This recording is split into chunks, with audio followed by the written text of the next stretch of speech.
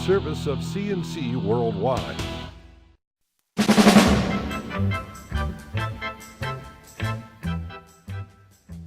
The Daily is a service of CNC News and Jib Jab Greetings. I'm Bud Lowell. Your full AccuWeather forecast is right across the top of all CNC local news pages. The suspect in a still unexplained string of homicides around the village of Herkimer is dead, killed in a shootout with police about 8:15 Thursday morning. State police say a SWAT team went into the building where suspect Kurt Myers went to ground after killing 4 people on Wednesday and wounding 2 others. A K-9 unit went in first.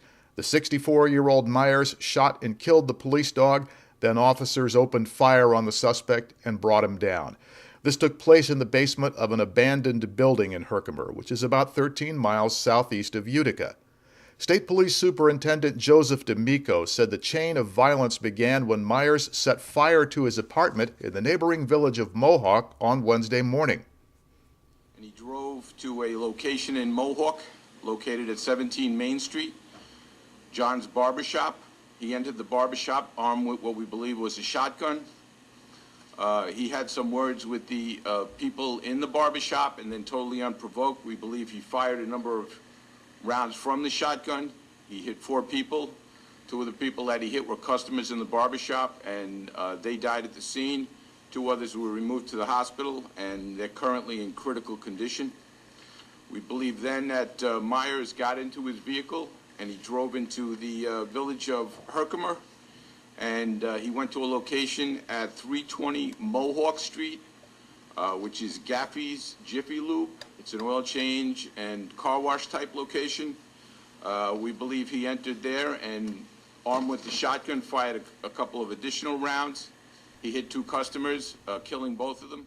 D'Amico said Myers then abandoned his Jeep and took refuge above an empty bar on Main Street in Herkimer, from which he fired on police officers. Then he ducked out of sight in the abandoned building when they fired back. Police surrounded the building, and there things stood through the day and overnight until police went in Thursday morning. Governor Andrew Cuomo joined Superintendent D'Amico at the Herkimer State Police Barracks, saying there is no explanation for what happened. And it's just another example that there is no community that is beyond the scope of senseless gun violence. And unfortunately, we see this more and more and more. Herkimer and Mohawk Police Chief Joseph Malone said much the same. Malone said no motive has been found so far for Myers' rampage. He said it's just another example that such things can happen anywhere. The Chi-Li Town Board honored a postal worker and first responders who saved the victims of a fire on Golden Road in January. The mail carrier called 911 when she spotted smoke coming from the rear of the home and helped firefighters rescue one of the occupants. Chi-Li firefighters and Monroe County Sheriff's deputies rescued Caitlin Ogg, her mother Judy, and Caitlin's 2 young children. Husband Joseph Ogg was out of town at the time. He said without their help, his family wouldn't be here today. Caitlin Ogg and her 7-month-old daughter Mara remain under treatment for their injuries. The postal worker and the first responders again honored by the Chi-Li Town Board at their Wednesday night meeting. Rochester area Roman Catholics reacted with a mix of surprise, applause, and some questions to the elevation of Pope Francis, the first man from the Americas and the first Jesuit elected to the papacy. According to the Catholic Courier, the diocesan newspaper, the New York Catholic Conference sees the election of a pope from Argentina as a moment of profound joy, not only for South America, but for all the Americas. The conference represents all of New York's bishops.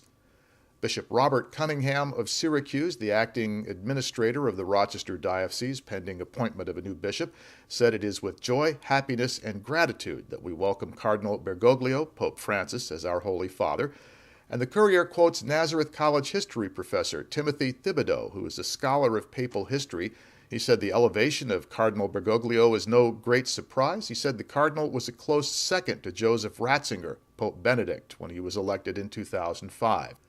Father Lawrence Tracy of Rochester, a longtime advocate for the local Latino community, says a Latin American was the right choice for the time, but Tracy is concerned about the new pope's role in Argentina's dirty war in the 1970s and 1980s.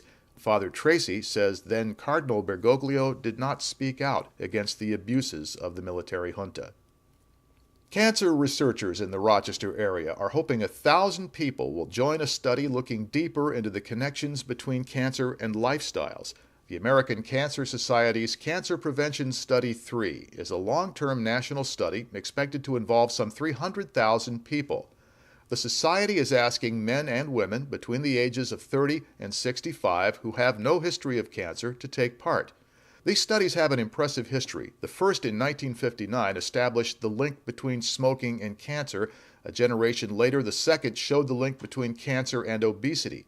But people who don't smoke and who follow the latest health guidelines still do get cancer. So now there's Study 3. Local Cancer Society officials and doctors say volunteers will take a 45-minute online survey and have some blood samples taken when they enroll. They will then be followed in this anonymous study through life at 2-year intervals. Ultimately, some participants are likely to develop cancers.